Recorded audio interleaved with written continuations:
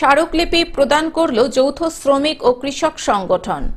কেন্দ্রীয় শ্রমিক সংগঠন ও সংযুক্ত কিষাণ মোর্চার ডাকে রাজ্য সরকারের জনবিরোধী নীতির প্রতিবাদে দক্ষিণ দিনাজপুরের জেলা শাসকের মাধ্যমে প্রধানমন্ত্রীর কাছে স্মারকলিপি প্রদান করল যৌথ শ্রমিক ও কৃষক সংগঠন।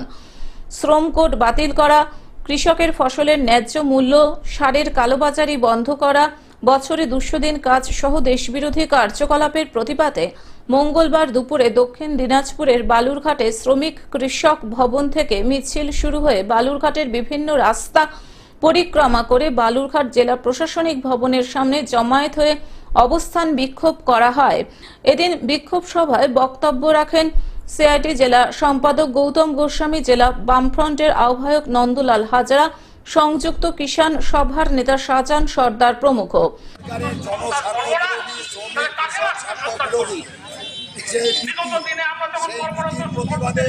পাশাপাশি রাজ্য সরকার এই সরকারের শ্রমিক কৃষক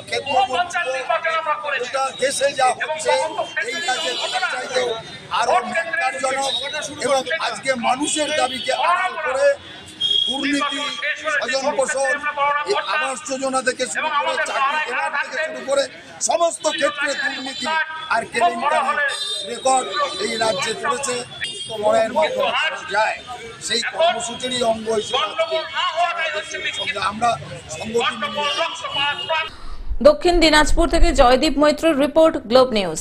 এখন থেকে গ্লোব টিভি দেখুন আপনার স্মার্টফোনেও। গুগল প্লে স্টোর অথবা অ্যাপল স্টোর থেকে ডাউনলোড করুন গ্লোব টিভি লাইভ অ্যাপ। এছাড়াও জিও টিভি অ্যাপ থেকেও দেখুন গ্লোব টিভি লাইভ।